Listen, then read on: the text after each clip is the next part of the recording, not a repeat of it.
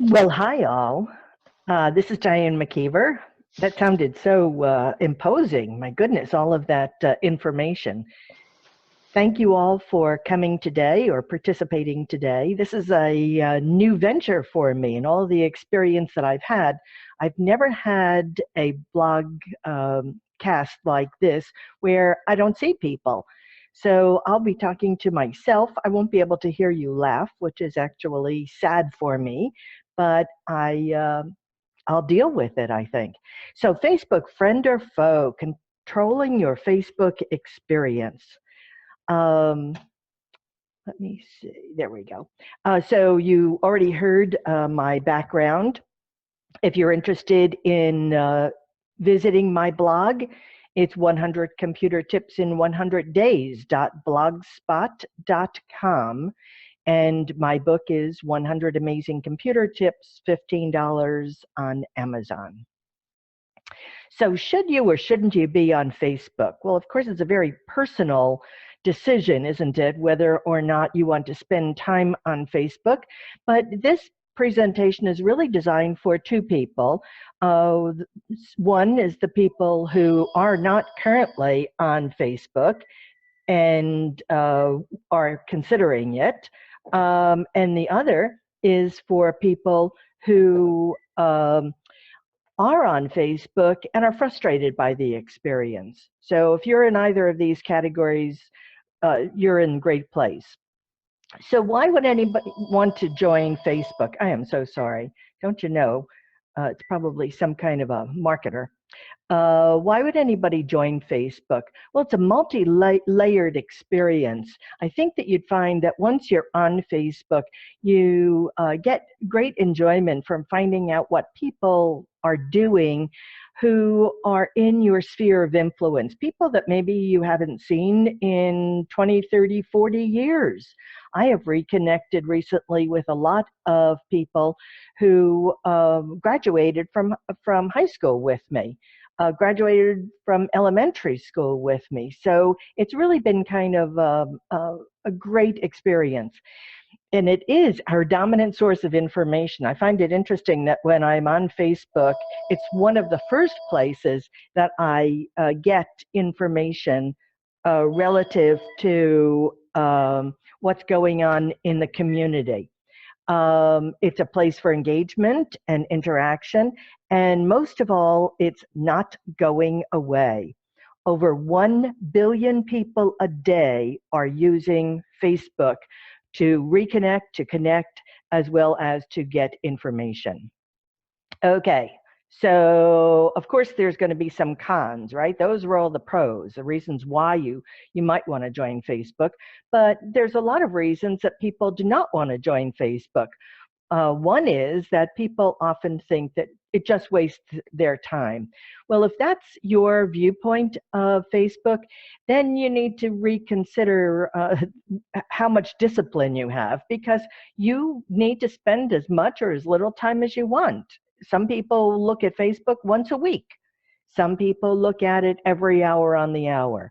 So you choose how much time you're going to dedicate to this. It's addictive. Well, it kind of is. I'm finding it to be a little addictive. I am on a lot, but of course, I need to be on, or at least I tell myself I need to be on. I need to be on because I am helping businesses with their Facebook experience and exposure.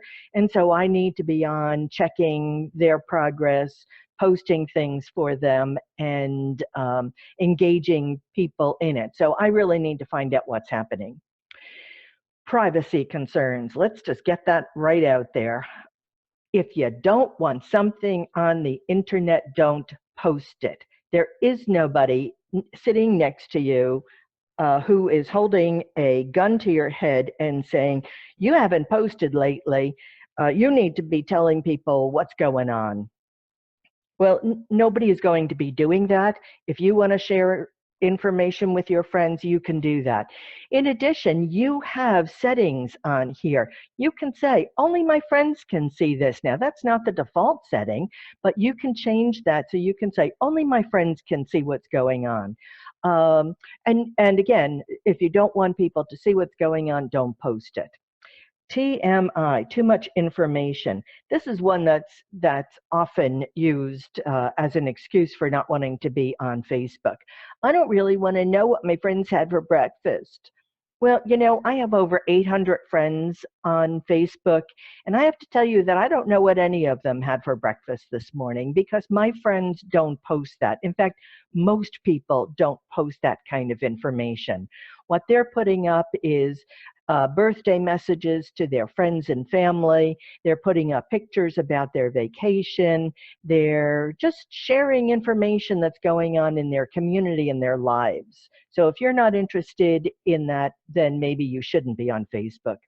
And lastly, some people say, well, let the past stay in the past. I didn't really keep in touch with those people, and maybe 50 years is too long and I don't want to reconnect with them. And I guess that's a valid point, but I have to tell you two little short stories. One is that on Facebook, I reconnected with an elementary school friend, and I had an opportunity to have lunch with she and her mother.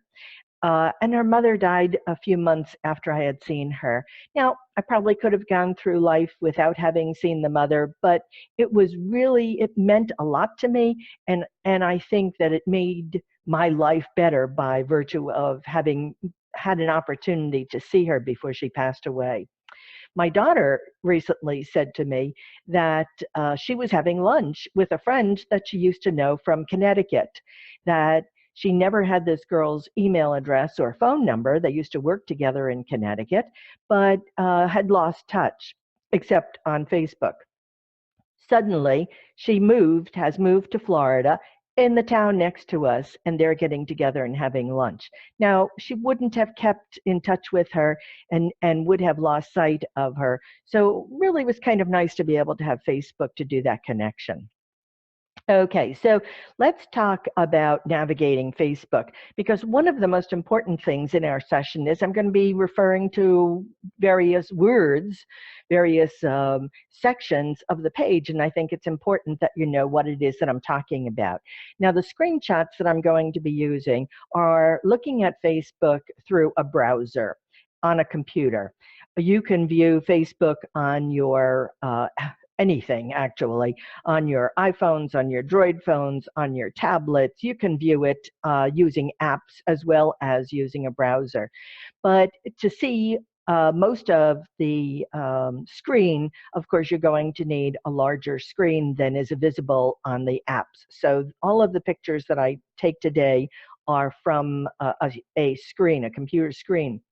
So this middle section, you see where the black arrow is, that middle section just below where it says 100 computer tips and so forth, that area is called the news feed. And when you log on to Facebook, you go to facebook.com and you log into your account. This is the first screen that you're going to see, your news feed. And the things that are on your news feed are things that other people have posted. So if your friend Sam posts that he's on his way, he's on a cruise and he's on his way to Hawaii, that's going to be here. It's going to be part of what they call his status update. But it's all collectively called your news feed. On the left side of the screen, do you see below it says Sarah Mannion, and this particular screen is saying that we're signed in as somebody called Sarah Mannion. And underneath that, there are different links that you can see, newsfeed being the one that we're looking at right now. In addition to that, if this Sarah Mannion had any apps that she used, you would have access to it from there. And then below that, there's a friends section, and you actually have an opportunity to create lists of people, groups of people, and you put people on them. And one way of filtering your news feed is by clicking on those various friend groups, and then it will limit whose posts you see on your news feed. So right away, you don't have to be seeing everybody's posts. What you can be doing is segregating those people into lists so that it filters out what's going on. Now you'll notice that in the upper right side of your screen, it says privacy settings. This is only available to you when you log on as in a browser. So it's really important that if you're thinking about changing your privacy settings, that you go to a browser, any browser, and log in, and then you'd be able to click on that privacy settings, and we'll talk about that in a moment, what some of those settings might be. But when you click on that, it will show you things like who's seeing your stuff and the like. All the way over on the far right side of the screen in that gray area, that shows me who else is currently on. Everyone with a little green dot is telling me that they are actively on Facebook, and if I wanted to have a chat with them, I could click on their name and start a little chat. The value of a chat is that it's not visible to anyone. Unlike the news feed, if you post something on the news feed, if you post something on your page and your friends see it on their news feed, everybody sees it. But if you have an online chat with someone, that's a little section off to the side, like a little private room that we're having, and we can have a private chat. And if you're going to be exchanging any personal information, like your email address with someone or a telephone number, you would do it via an online chat. You'll see that at the bottom of that gray strip, it does say the word search.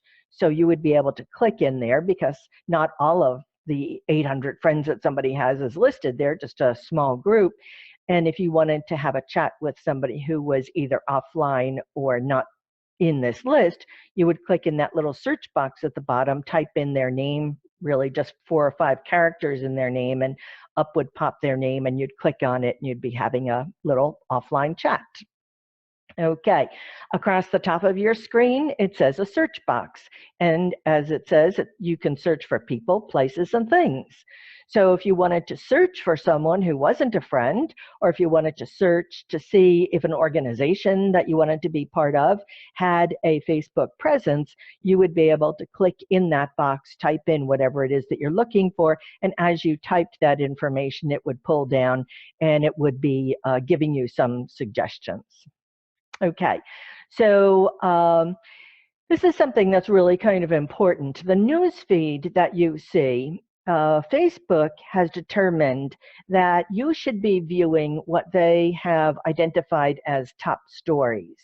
There was a time when you would log on to Facebook and you would see in chronological order all of the updates, the news feeds, the status updates from all of your friends in chronological order. Well, apparently Facebook wants to modify that, has modified that. And what they're doing now is they're filtering it in such a way that you only see what they consider to be top stories. And typically top stories are updates from people that get reactions. So if you have a friend who posts lots of pictures of dogs and cats and babies, they probably get a lot of reaction to it, and so their posts are visible to you on your news feed. But people who post less frequently, you're probably never going to see their status updates. So one of the things that you can do to control your news feed is that you're able to then click on this little pull down arrow to the right of news feed, and you see how top stories is the selected choice. You would be able to choose most recent. Now what that does is it throws everybody into the pot. So you're going to be able to see everybody's updates in chronological order, just like the old days. Unfortunately, Facebook is really not keen on this. I have to think that it's, they're trying to get you engaged, and they feel that by having you only look at things that are particularly interesting to people, that the rest of that information should be dropped out. So it will only stay on most recent probably for about a week. And then you'll notice that suddenly you're missing out on those updates. And sure enough, you'll check this and it's defaulted back to top story. So Facebook is pretty tenacious about this thing, and they really want you on top stories, but you can control that. All right, so when you see a status update, when you see somebody putting up something about their trip or about a birthday or something else going on in their life, there are 3 things that you can do. I guess 4 maybe if you really think about doing nothing as an action. The first thing is that you can like it. Now, back in the day, that would be about up until the last 5 or 6 months, that being the day, you would be able to like a story, and that was the only thing that you could do, which was a little awkward sometimes. And if somebody is telling you that their dog passed away, you didn't particularly want to click on like, but there wasn't anything else that you could do. Now, at least, when you hover above like, when you move your mouse on the word like, or if you're on a iPad or a phone, you just hold your finger down on the word like, and up will pop now these 6 emotions that you can have. You can like it, you can love it, you can think it's funny, you can say wow, you can think something is sad, or you can indicate that something makes you mad. This is just in time for the current political season, and I have to tell you, people are really using the wide variety of these on their updates. It's really getting out of control. So you can like something or have one of the other emotions, or you can comment on something. And you can see that there is a comment button, or you could just click in the write a comment box, and you would then be writing a comment that other people would be able to see. So if you wanted to support your friend, or if you wanted to say, we were there last week and isn't it great? If you wanted to share name of a restaurant, well, somebody is there, that sort of thing, you would be able to do that. And then, of course, the last is share. People don't do this all that much, but when someone shares a post, that means that it goes onto their news feed as coming from them. And that's how things actually become viral, is that by clicking on share, that then goes and says that you are supporting it. Now, I like to do sharing. I have a tendency to do sharing probably more than other people, but when I find that somebody has a lost dog in an area that we used to live in, I will share that just to let other people know that it's going on. Or if somebody is in support of an organization, maybe that organization is having an event. By my sharing it, it then exposes my friends to that information, and they then might be interested in participating in that. So I like to share. All right. And then, of course, the last thing is that you could do nothing. So the other part of Facebook is something called your timeline. If somebody then clicked on your name, let's say a friend clicked on your name, this is what the friend would see. The timeline indicates everything that you have posted on Facebook since the beginning of time, since the beginning of your being on Facebook. So let's start at the top left, your profile picture. This does not mean that you need to put a picture of you on it. As you can see, this person, Sarah, has put a picture of her puppy on. People will put their picture of their sailboat. Not everybody puts a picture of themselves on.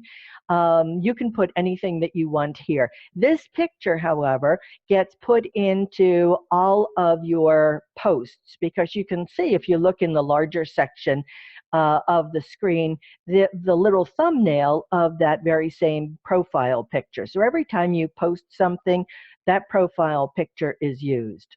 Across the top of your screen in the larger area is something known as your cover picture.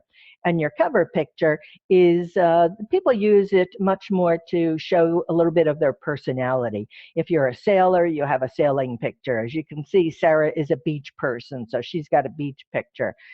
Again, you don't have to put in all of these things, but it's really easy to do.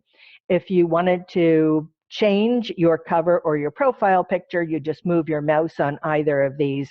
A little camera would be indicated, and you would click on it and change it. The About section, just below the profile picture, the About section, you again have an opportunity to fill in information or not. Sarah has put in some information about herself, what school she goes to, where she lives, where she's from. You can put in all of that information, and the value of that is that it then makes it available to people who think that they might want to be your friend. If somebody was looking for people in an organization, let's say, they used to work for General Foods, and they wanted to find all of the people that say they work at General Foods or worked at General Foods, you'd be able to put in that search box General Foods, and it would help you find people. You can use that in combination with their names too to make a filter.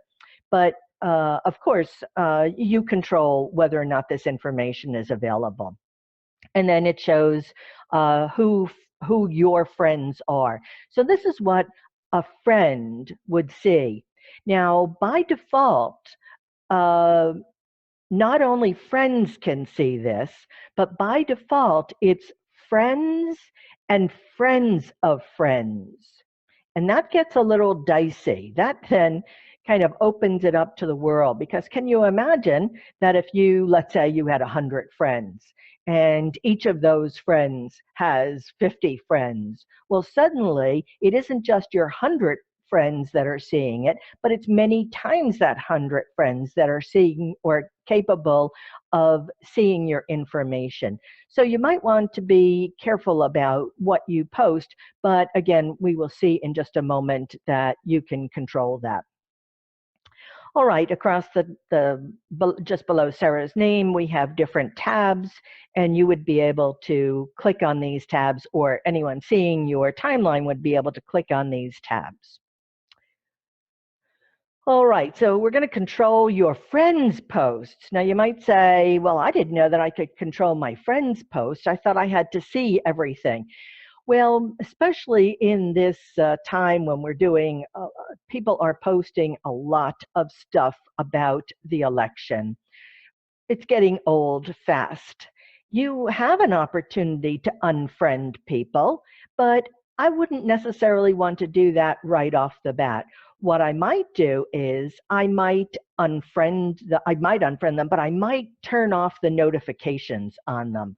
When I go to a friend's page, it shows me what kinds of friends we are. Do you see right here next to the number 2, it says that we are friends. This individual and I are friends. And so I have an option to get notifications about this friend. In other words, whenever this person puts something on, I definitely want to know about it. Recently, I am involved with an organization, and the only way they communicate is through Facebook.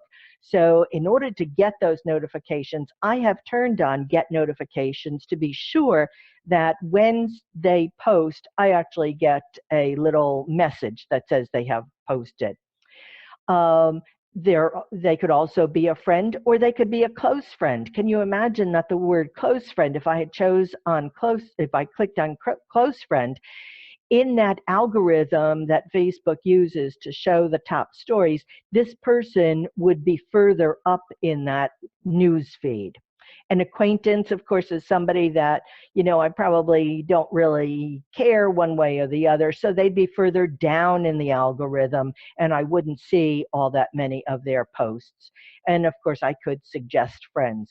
You'll also see that on the screen below that number 2 in the pull down, it says add to another list. Remember when we had that opportunity in our original screen over on the left side, we could click on various list groups and it would filter. I would be able to click on add to another list, and I would be able to choose which list this person would be added to. And then lastly, it's unfriend. Unfriend is the worst that you can do. It's the most that you can do, I guess, perhaps is a better way of saying it. You can unfriend somebody. They don't get a notification that you've unfriended them, though they might figure it out, because once you unfriend somebody, it's not as if that they are restricted from friending you again. So you know how when you're on Facebook, if you're already on Facebook, they're always suggesting to you that maybe this one would be your friend and maybe this one. And sometimes you look and you say, I wonder why they're suggesting that person, because I thought I already was friends with that person. And that person then at that point would say, oh, I guess they must have unfriended me. All right, so the default is that that you are friends, but you may or may not see their updates. Just because you're friends, you may not see their updates. So in addition to being a friend, you can also control the following of them, whether or not you see their notifications. So under friends, we actually saw that get notifications. That's certainly the most aggressive. But relative to following, we can say that you want to see it first in your news feed, that this person is really very important. Or, and here's the alternative to not uh, not unfriending somebody. If you don't want to unfriend, but you don't want to see their updates, unfollow. Unfollow is really a great thing. And again, with all of these political messages that are coming out, some of your friends may be more political than others. And for the duration, I have unfollowed a few people. I'll wait and see after the election, I'll wait and see how it comes out and see whether or not I want to be friends with them again and follow their information. I misspoke. I still am going to be friends. I'm still friends with them, but I'm just unfollowing them. Okay, so relative to notifications, all the notifications are across the top of your screen. This blue strip in Facebook on the right side has a number of notifications. If you have some friend requests, whether you have asked to friend someone else or someone has an interest in friending you, you'll see that this notification turns white. And there's often a number that would be assigned to it, and that number would tell you how many notifications you have. So if you have any friend requests, you would click on this, and it would drop down, and it would show you all of your friend requests, and you have an opportunity to accept them or reject them. You're going to find that periodically you get friend requests from people that you absolutely do not know and do not want to be friends with. And that's okay, because you can reply to that, you can ignore it, or you can refuse it, and you can even then mark it as spam, because some of the people who are sending you friend requests clearly aren't in the country that you're in, have no connection to you, and you probably would not want to be their friend. There is the personal message. Remember before I told you about the personal chat messages that we had in the lower right side of your screen, and you could see who's online? Well, if you were offline and somebody sent you a message, you would see that this icon would then turn white, and it would tell you that you have unread messages. When you click on it, the little window pops up and shows you who all is sending you messages and what they're talking about. And then the last of these is the update notifications. So if you have commented or you have liked something, and other people continue to like things and leave messages and leave comments, you will get notifications that other people have commented. And you can see the type of notifications. You see Kelly Campbell also commented. That's because apparently I commented on Carol's, and so other people are commenting on it as well. This can be turned off because that can be very annoying. There is, over on the right side, when you hover with your mouse, there's a little pull down arrow, and one of the options is that you can turn this off or you can unfollow that. Okay. There we go. That's what I was just talking about, that you can turn this off. Do you see that when you click on the globe, this is showing you all the people who are liking things, who are mentioning you in a comment. You can see the kinds of messages that we're getting.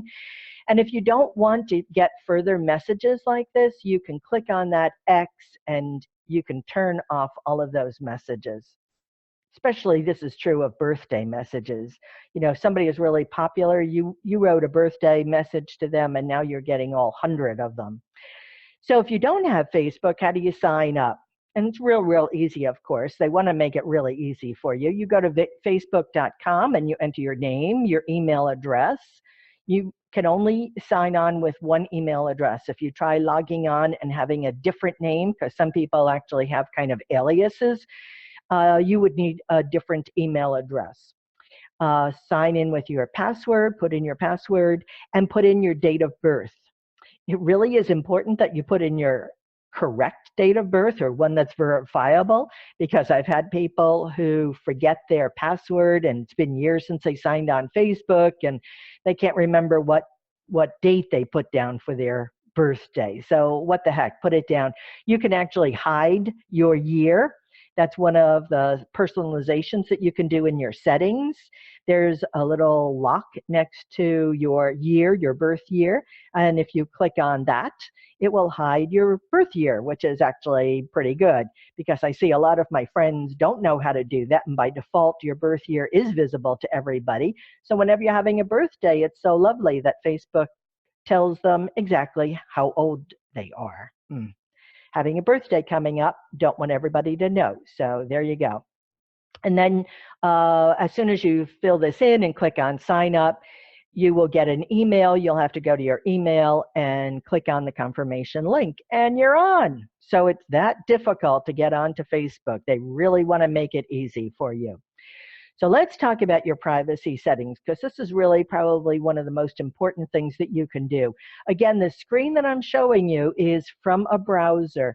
I want you to know how to get on using a browser, as well as your phone or your tablet. If that's all you have, don't use the app to do it. Go in through a browser, go in through your Safari, go in through your Google Chrome, and put in facebook.com, because it's only through those methods will you be able to change some of these settings. So you can see that across the upper right side, again, we were looking at this just a moment ago, that blue strip across the top of your screen on the right side, it has a lock on it. Now, normally, this is very hard to see because it's kind of a dark blue on a dark blue, so it doesn't have a lot of contrast to it. But when you click on it, it says things like, who can see my stuff, who can contact me, how do I stop someone from bothering me, and more importantly, see more settings. So when you click on who can see my stuff, you really want it set to just friends, not friends of friends. If you really want to be personal about this, set it so that it's just friends. Who can see your posts? Just friends. And then when you get down into the more settings, one of the important things, I think, important settings is notifications is over on the left side. And it will say, what kind of notifications do you get? Because Facebook probably is the biggest culprit in filling up your mailbox, your email box with information. Sorry, just needed a sip. With email messages. Oh, please, Facebook, you got a life. And you don't want to know every time somebody breathes. So the thing that you want to do is turn off your email notifications except for important things. So right now, the only thing I ever hear about from Facebook is if I've signed on to a different computer from a different network, or if there's a problem with my account. And that's all you really need to hear about from Facebook. So when you go down to the more settings feature that we just saw a moment ago, this is where you can go in and you can change everything. You can see on the left side of the screen all of these categories: general, security, privacy, the notifications. That's what I was talking about just a moment ago. Click on notifications and you'll be able to go in there and say what they can notify you about.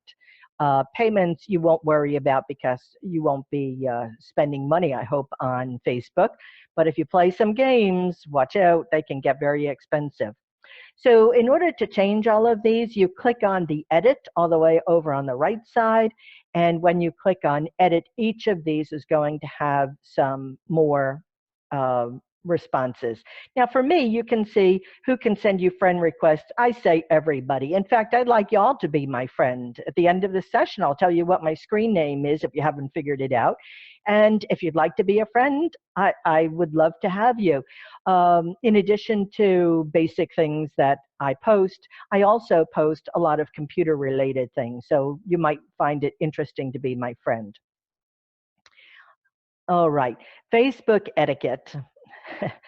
So when you send out, when you click on add as a friend, and Facebook is going to suggest a lot of people, some of whom you're going to say, I never want to be a friend with this person, then don't invite them to be a friend. And don't forget that not everybody's going to respond to your friend request. My husband has a Facebook account, and I think he has 0 friends because he just opened up an account, I think accidentally, and has not added any friends. If people are really sensitive that he hasn't added them as a friend yet, they need to get a life. He's okay with that. Don't friend someone unless you want them to view your posts. It's that privacy thing again. You know, if you don't want to friend your mother-in-law because you're going to be saying some things about her, don't friend her. And friends are not a popularity score. And keep in mind, you can only have 5,000 friends on Facebook. I know, it's a problem. It's a limitation, isn't it? So you want to be careful when you're putting in those friend requests. You can only have 5,000. Photos and tagging. People can actually tag you in a picture.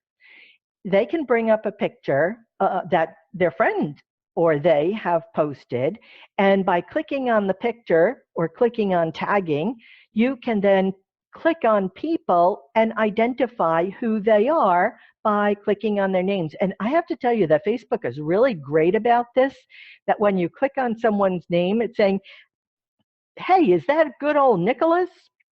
Or perhaps actually this person started typing in NI, and so all of the NI people came up. But Facebook is really good at suggesting that maybe that's Jeannie, maybe that's Linda. And so you can tag people. When you are tagged, that means that that picture goes on your news feed and your timeline because you have been identified in it. So don't tag photos that could get people in trouble.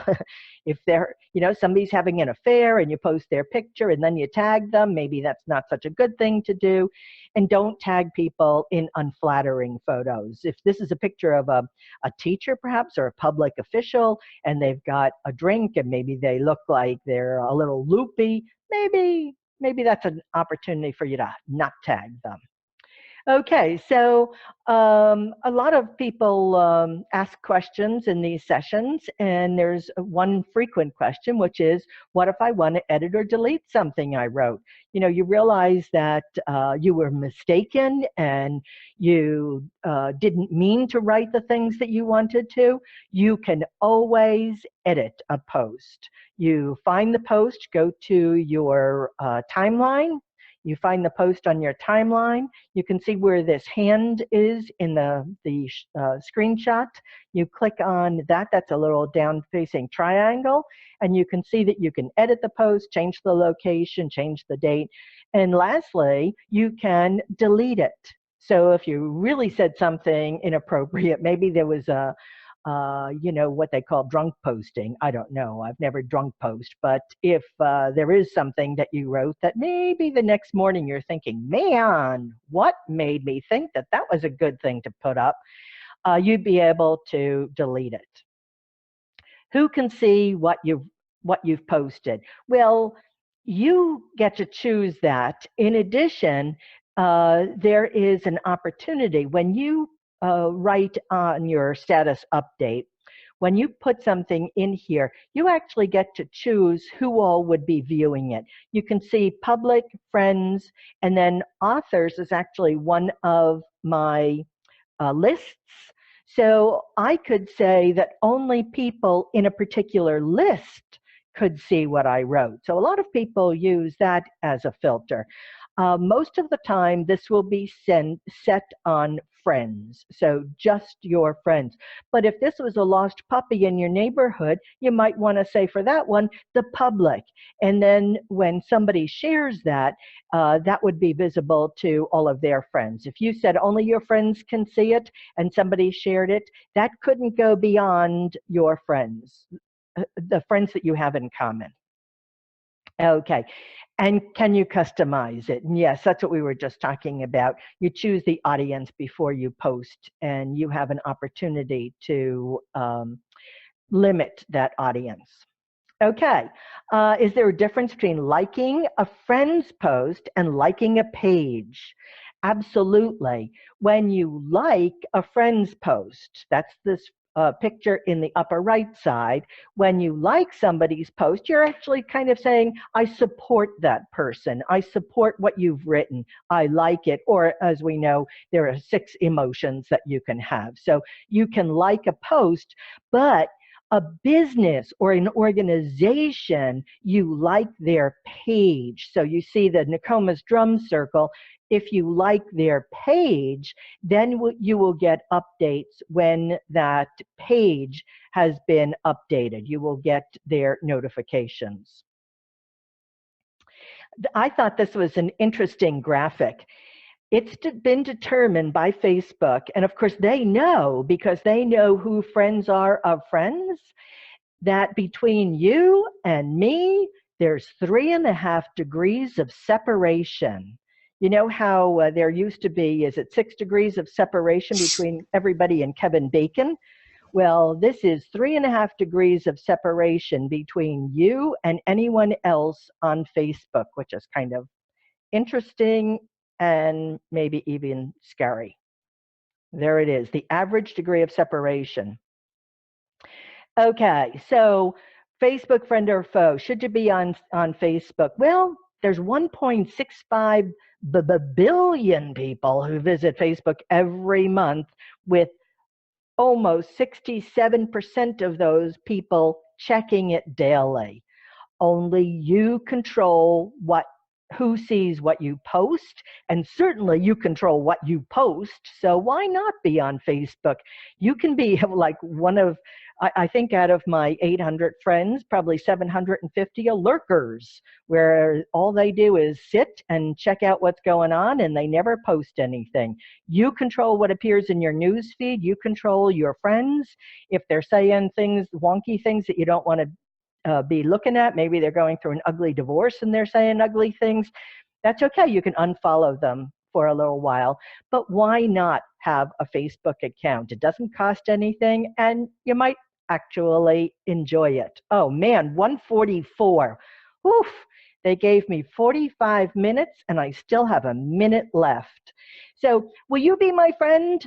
My personal name is Diane McKeever, and you could friend me, or my business page is Diane McKeever LLC. If you like my business page, Diane McKeever LLC, you will be getting those updates whenever I post something about computers, and I do that on a fairly regular basis, so you might be interested in that. All right, John, do I hear you there? You hear me? Yes, thank you. Quick question on the list of people, you know, friends of friends and stuff. There was a pop-up that said there are somebody that's called an author. An author. That was the person, oh, the author of the post. Oh, okay. Yeah, the person who wrote the post. Because a number of people might be tagged in a post, but that would be the author of it. Okay. Another question. When you go and delete a post that you made, yes, what happens to all the people's postings that commented on your post and commented on their post of your post? Well, all of the comments that appeared on your post disappear as well. If that post had been shared, of course, it's out there now, and you can't pull it back from the internet. Okay, that's a good thing to know, because if you think you can delete something, it depends on how you put it up there in the beginning. Well, but you shouldn't be putting anything up that is really important that you delete, unless you're again doing that drunk posting. Yeah, people know that. What's your advice for somebody who got into Facebook when it first came out and everybody back then was just friend happy? Click, click, click, click, click, and built up this big, huge list of friends. And now it's kind of making their Facebook overwhelming. Now, you said you can go and unfriend, but I heard from somebody who did that and then got pestered by that person. You know, why did you unfriend me? What did I do wrong? Blah, Yeah, blah, yeah, blah. yeah, yeah. Oh. And then you said that you could unfollow. Right. Now, unfollowing kind of cleans up your main page, but you still have them in your list of everything. Right. Is there any way that someone could say, I want to start over? A do-over. Yeah. A do-over on these friends. Well, of course, you know, you could open up another email account and start a whole new you if you wanted. And it is possible to go into your account settings and delete your current account. It is possible to do that. You have an opportunity once you delete your account, once you tell them that you want to delete your account, it usually lasts for another week or month that you could go back and undelete it if you wanted. But, you know, you could easily set up a bogus Gmail account because, you know, Gmail accounts are free, and you could set up a second email account, not one that you ever really check the email on, because it doesn't matter that you see their updates from Facebook, but you can go in there. There are many people who actually have secondary accounts because maybe they're a teacher, and one of our friends is a high school teacher, and she doesn't want her high school kids searching for her, so she has a secondary account that her real friends know about. That's good. I had somebody who was using a fictitious name and then wondered why none of her friends could find her. Right. Another question came through. What kinds of posts should you not share? For example, spreading the word about scams. Well, just like in emails, if you're going to spread, here's a classic that comes out every year at Christmas time. There is a post that gets spread around like wildfire, and it's about the amount of money that Goodwill president is paid and the American Red Cross president and blah, blah, blah. And then it gets down to, these are the organizations you should support, and it sounds like veterans organizations. So that gets spread like wildfire. And the ironic thing about it is that, firstly, all of the information is out of date and inaccurate, and that the organizations that it's telling you to support are way worse than the organizations that are being pinpointed. So I think it's really important, before you were to share anything like that, just go to Snopes or any of the other places online that do accuracy testing, and make sure that what you're spreading is true. Good suggestion. Just because somebody that you trust sends something, maybe they're just passing it on. Yep. I can't tell you the number of times I will then respond at the bottom and say, according to, and mention where I found this information is absolutely wrong. You should not take this as gospel. All right. Well, I want to thank you, Diane, for a terrific presentation. I've learned some things about it, and I think it's going to become a little bit more of a friend than a foe. I just need to, you know, trim things down so I can do the organizations and, you know, family to keep tabs on. Well, that whole list is kind of a secret. Most people don't know about it. So if you want more information on it, go to any search engine and put in Facebook lists, and it will tell you exactly how to set them up and how to add people. And I think you'll find that it's a much better experience for you. Great. Well, I'd like to thank you. I will let people know that we will leave this chat going for a few minutes while we switch groups. And if you have other questions, we'll get them to Diane, and she can answer those and send them back. Good. Well, thank you. And I hope I got some more friends as a result of this, or at least people who have liked my business page. Oh, great. Thank you.